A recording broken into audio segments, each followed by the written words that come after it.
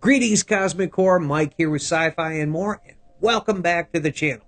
And if you're new here, welcome to our Sci-Fi family. This video is going to be a little different. I had found an article published on September 10th, 2024 by The Conversation under their Unconventional Courses series, which highlights unconventional concepts in teaching. And this article that the video is based on is titled Science Fiction as Intellectual History. An unconventional college course in science fiction? Is it possible? Yes, it is. Auburn University offers a course titled Science Fiction as Intellectual History through its Honors College. This course examines science fiction not just as a literary genre, but also as a significant part of cultural and intellectual history. Dr. Adam Jortner, who is the professor who facilitates the class, is the Goodwin Philpott Eminent Professor of Religion at Auburn in the Department of History. He specializes in the history of religion in the American Revolution and the early nation, with particular emphasis on religious liberty, patriotism and piety, theology, and new religious traditions. And he is currently the third generation of professors teaching this sci-fi course at Auburn.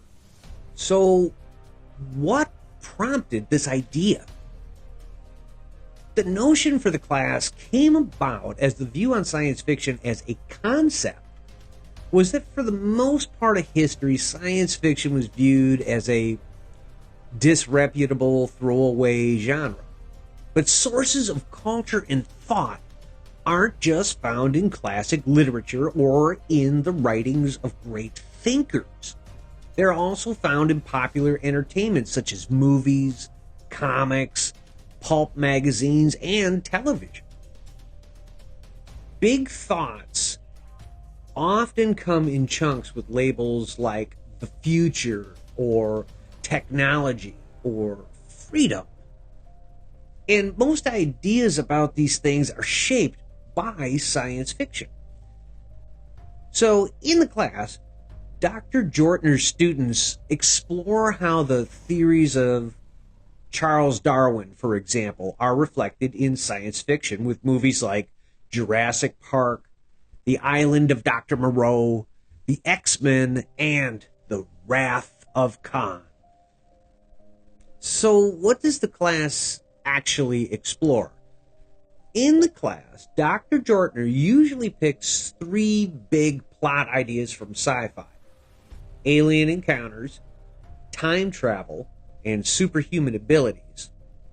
Then the class traces the development of those ideas primarily through American fiction.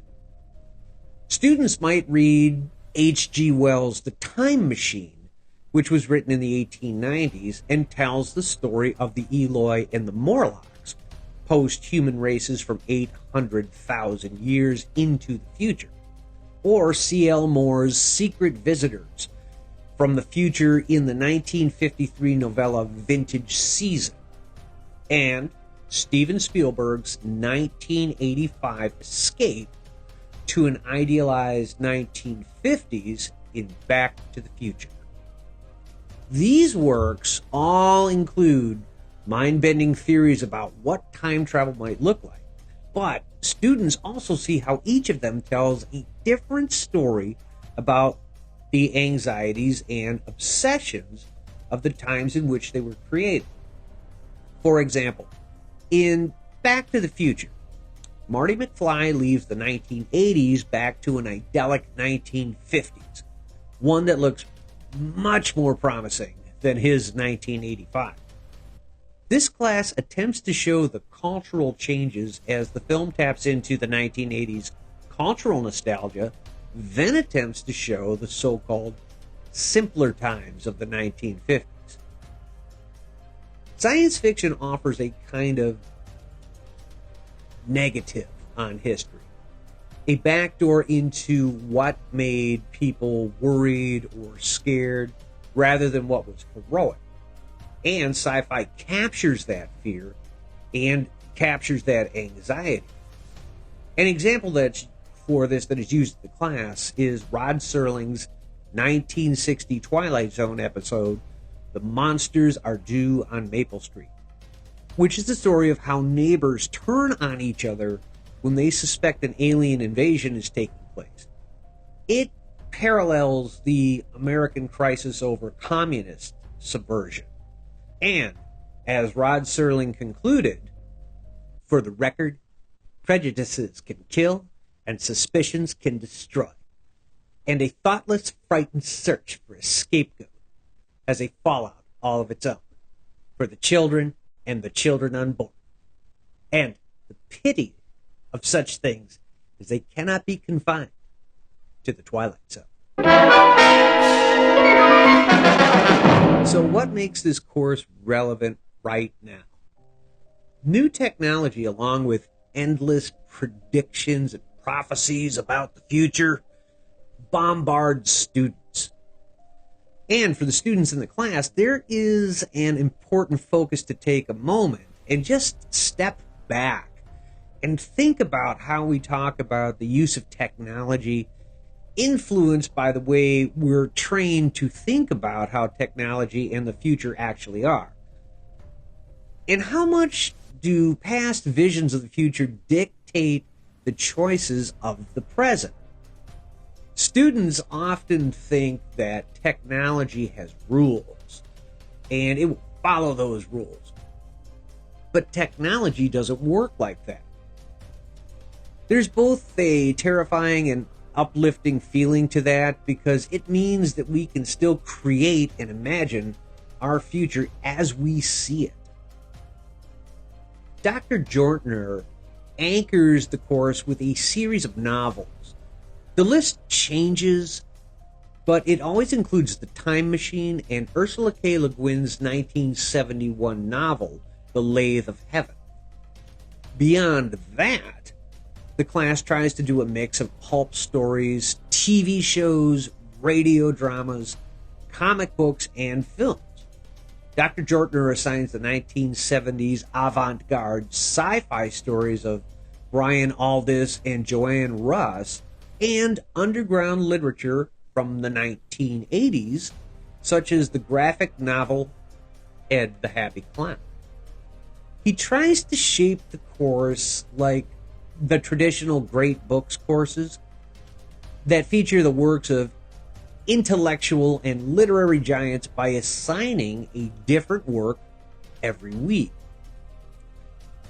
The class also spends a week examining the economic and cultural history of the so bad it's good B movies and late night features, where the professor has the class watch an episode of the Canadian sci-fi show, The Starlost, which apparently is considered by some to be one of the worst TV shows in television history. Not by me. I've never even heard of this show.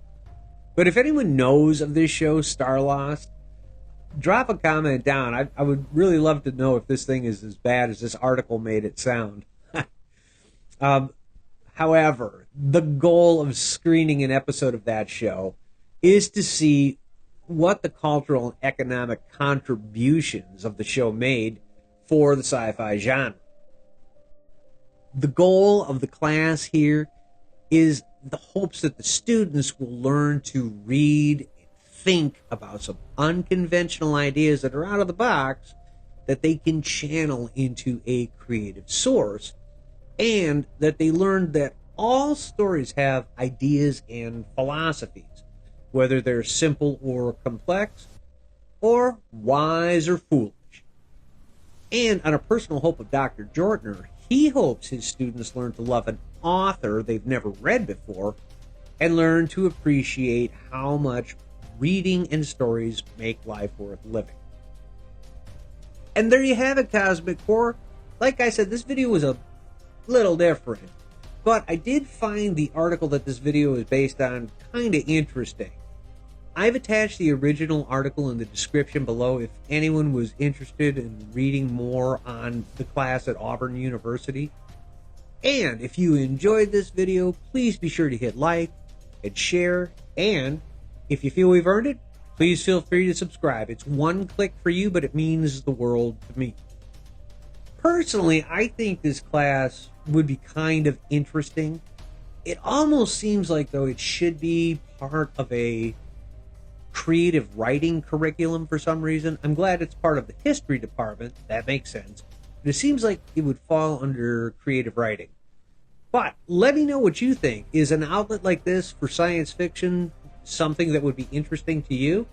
Personally, I'm just glad that a class like this exists that's out there preaching the gospel of science fiction in all its glory. That's all we have for right now, Cosmic Core. We hope you enjoyed our video, and we will see you in the next one. Have a great galactic day.